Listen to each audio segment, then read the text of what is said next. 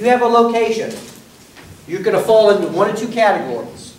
Either A, I have the ability to go somewhere else, and where I am really stinks on ice. Or B, I am where I am. This is my stand. Okay? So if you're there, taking all these things that we've covered, you're going to dig in and you're going to take in your inventory. What do I have and what do I need?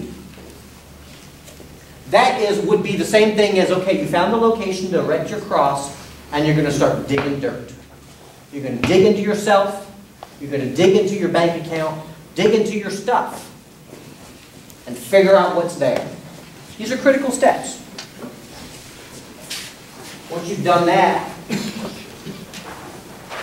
you're going to do a thing called hardening. Hardening is material selection. Okay, I need stuff. I'm low on food. What do I have? I've got 3 days worth of food in my pantry. What do I need? Well, I need a year's worth of food, minus 3 days. So I know what I need. Acquisition. Where am I going to buy this stuff? Who has what I need? Storage. Jan Stark.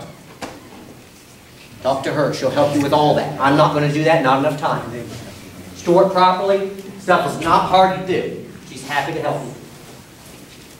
And readiness. Readiness is synonymous with sucking in your gut to take a punch.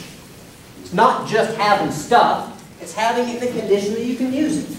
Readiness is like saying, okay, I'm going to, just for the sake of doing so, I'm going to go ahead and pack a little bag. And I'm going to put a nice lightweight ration. I'm going to put some water in there. I'm going to put, a 9mm handgun and 200 rounds of ammunition. I'm going to stick it underneath in my car, and I'm just going to leave it there. That's readiness. Okay, that's an example. Readiness is also, if you have a ham radio and you guys are cooperating with each other, check it in with each other. Knowing how to use the thing. Just do a sit rep. Just a fake little sit rep. Situational report. Hi, this is Bob. Doing fine. How about you? Doing great over here. Sun is shining. You get used to talking to each other. Get used to, that's readiness. Don't fumble around and have to figure it out. Look, if you have to be in that position, that's fine. You'll figure it out. But whatever you can do to help yourself along the way, please do. Hardening is synonymous to, now we have this cross put in the ground. We've got a nice little hole dug, hopefully to a solid foundation, the rock. Put our cross on the rock. Exactly. Love it. You dig till you reach the truth. The bare truth. A rock. What better thing to build on than a rock? You dig till you reach the rocks. Stick your cross on it, and then you carefully select your materials. Put it in there, pack it down.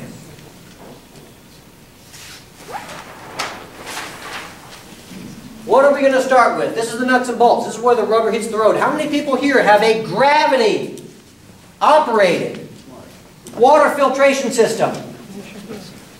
1, 2, 3, 4, 5, 6.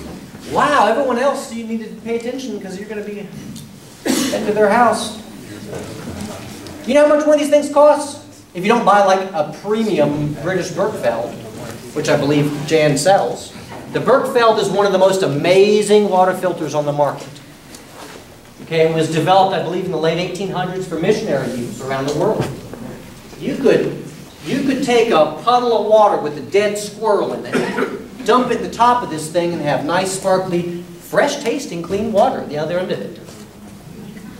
What's it called? A British Berkefeld. Or a Big Berkey, as they call it, new product. However, now here's your systems. Primary. It's got to be gravity-based. No pumps. None of this other stuff that can break. Has to be robust. Has to be ceramic. You want 0.5 microns. That'll stop about 99.5% or 99.995% of all bacteria, because their bodies are too big. The literal organism's body is too big to fit in between the holes. Water will go through nice and fine, but the organism gets stuck. can't fit through. A gravity water filter, I don't know if, Jane, do you have any back there? We've got this one and Murphy's have been back ordered, but they are coming. Okay, awesome. It's just basically a bucket, but you know what? The bucket isn't even the important part. You could use a 2-liter bottle of Coke, empty. You can use any container, really. It's the filter. It's the little element that goes inside, whether it's a candle type or a flat little stubby type. Now, if you go to this little place right here, monolithic.com, I hope Jan actually starts a distributorship with these, because I swear I'm making these guys $1 million. Monolithic.com. It's a little product called Just Water. They're not a water filter website. They're not a survival or preparedness website. They actually build really, really fascinating technology, monolithic dome technology. And on the website, they have a favorite product. You go to the little thing across the top, you click products, they have favorites, or you can just put in the search thing, water filter. They only sell one, but it's brilliant. This is part of they actually cooperate with FEMA and some other organizations. They provide relief. So they make a very inexpensive water filter that works. What's the name of it? It's called Just Water. It's on monolithic.com. They're only water. They're only one. They don't sell water filters. That's the only one. It's really, like in Haiti, they dropped off pallets of the things in Haiti. They try to help people. It's only $23. $23 plus some shipping. Buy 2 of them. It's ceramic. You drop it, you break it. Okay? Buy 2. You spend $60. Buy 2. Buy 3. Buy 4. In fact, in Sarajevo, I read a list here recently on the things that disappear immediately. Near the top of the list, water purification systems. They just disappear. They're gone. You will not have access to one. And it is critical that you have good, clean water. You want ceramic? It needs to have silver impregnation.